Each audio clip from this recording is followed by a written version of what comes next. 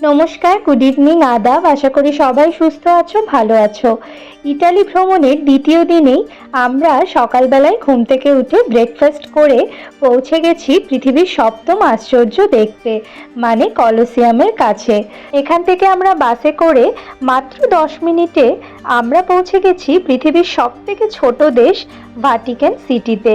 এবং জনসংখ্যা দুটোর দিক থেকেই কিন্তু এটা পৃথিবীর সবথেকে ক্ষুদ্র দেশ।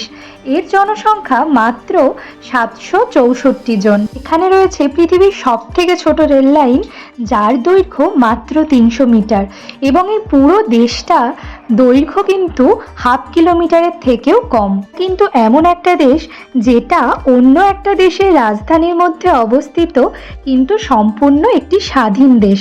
এই দেশের কিন্তু নিজস্ব পতাকা, নিজস্ব টেলিফোন, নিজস্ব যোগাযোগ ব্যবস্থা, শিলমোহর, এমনকি এই দেশের কিন্তু নিজস্ব সেনাবাহিনীও রয়েছে। সেনাবাহিনীদের সুইস গার্ড বলা হয়।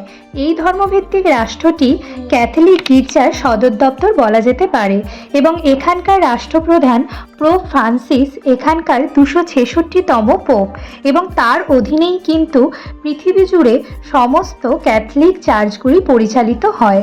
1929 সালের 11 ফেব্রুয়ারি লাতেনার চুক্তি অনুযায়ী পোপ সমস্ত অঞ্চলগুলি ইটালি সরকারকে দিয়ে দেয়। শুধু এই ভাটিকান সিটিটি তার নিজের অধীনে রাখেন, এবং তিবের নদীর পশ্চিমে প্রায় ত্রিভুজাকার এই শহরটি একটি মধ্যযুগীয় প্রাচীন দ্বারা বেষ্টিত সুরক্ষিত স্বাধীন রাষ্ট্র হিসাবে তখন থেকেই পরিচালিত হয়। এখন যাচ্ছি রোমান ক্যাথলিকদের প্রধান গির্জায়, সেন্ট পিটারের ব্যাসিলিকায়।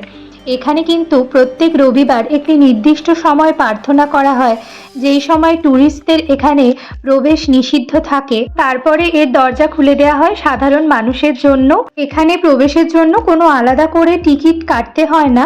কথিত আছে যীশুখ্রিস্টের অন্যতম সঙ্গী সেন্ট পিটারকে এখানেই ক্রুশবদ্ধ করা হয়, এবং পরবর্তীকালে তার কবরের ওপরেই এই ব্যাসিলিকাটি নির্মিত হয়, এবং এই ব্যাসিলিকাটিকেই সেন্ট পিটারের ব্যাসিলিকা বলা হয়।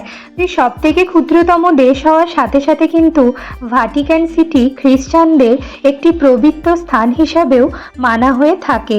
এই জায়গাটিকে অনেকে হোলি নামেও কিন্তু সম্বোধন করে। ভাটিকান সিটির এই গির্জাটি পৃথিবীর দ্বিতীয় বৃহত্তম গির্জা, এবং ভাটিকান সিটি জনবহুল রাজধানী হিসাবে কিন্তু পৃথিবীর দ্বিতীয় স্থানে অবস্থান করছে। প্রতি বছর এখানে লাক্ষাধিক মানুষের ভিড় হয় সেন্ট পিটারের এই ব্যাসিলিকা দেখার জন্য। তাছাড়াও কিন্তু এখানকার ভাটিকান মিউজিয়ামও কিন্তু পৃথিবী জুড়ে বিখ্যাত।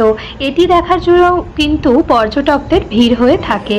দেখতে আমরা মিউজিয়ামের পাশ দিয়ে হেঁটে চলেছি আমাদের বাসের জন্য। আজকের ভিডিওটা এই পর্যন্তই। সবাই সুস্থ থেকো, ভালো থেকো, আর যদি ভালো লাগে ভিডিওটা কিন্তু অবশ্যই শেয়ার করতে ভুলো না।